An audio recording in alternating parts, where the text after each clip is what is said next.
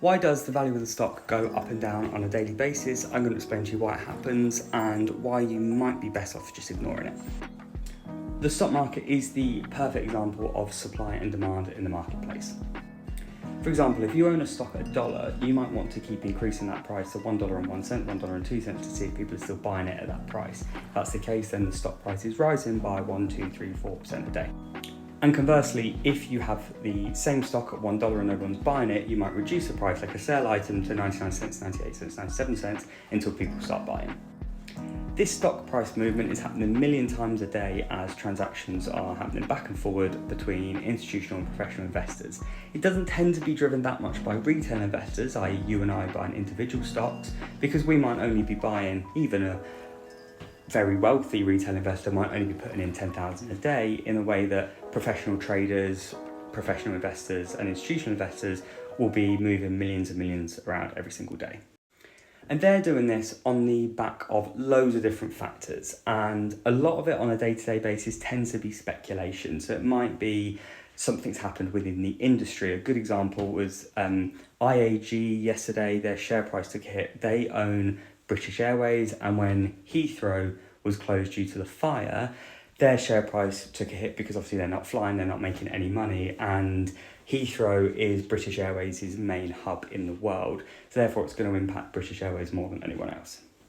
But don't forget, these people are spending hundreds of thousands, if not millions of pounds a year to do research into these companies to see what factors are impacting them and to see if they are a good value stock or not. Now, the value doesn't necessarily correlate directly to the share price, and here's why.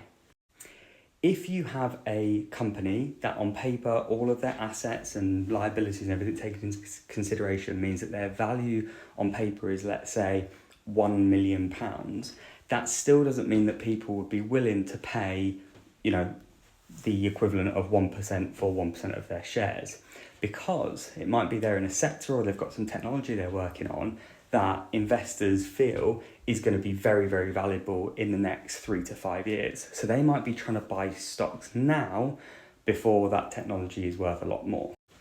Therefore, that is driving the share price up today. And if, let's say, they're £1 million, it might actually mean that on the public market, they're valued at more like £5 million. That is due to the inflation of investor sentiment. And it could be driven by new product launches, by good earnings, good profitability. But so is the converse. If a CEO steps down or a product flops or something happens to the regulatory market in where they're working, loads of different factors can impact that share price for that particular company. Most of the factors are completely out of their control. So the share price might not be a true representation of the valuation of the actual business.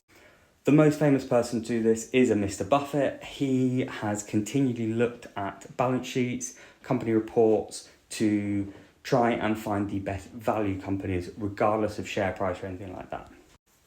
And in doing so, he has bought companies under their true valuation and helped grow them and manage them to be worth not only their full potential, but then increase their value as well. Now, here's why you may be better off ignoring Warren Buffett as well. He's the world's most successful investor, but his specialism is looking at companies and looking at the publicly available facts and essentially ignoring everything else. He just looks at the value of the business. Most of us who have 9-to-5 jobs just don't have the time, we don't have the expertise, don't have the knowledge. Some of us also just really don't have the interest.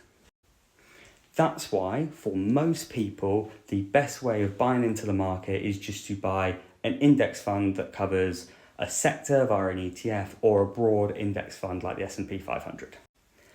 That will give you enough diversity across, so if some companies are overvalued and some are undervalued, you'd expect across those 500 companies it to give you a fairly broad return of what the market's returning. Now, there are other things to consider, fees, what the weighting of the index is doing, and if it might be biased towards the Magnificent Seven. But apart from that, you're actually better off, for most people, just looking at the broad product, i.e. the index fund or the ETF, and trying to invest into individual stocks. This isn't financial advice. However, I think for most people, the best thing you can do, speak to an independent financial advisor and they'll give you the best top tips of how to invest your money wisely for the long term.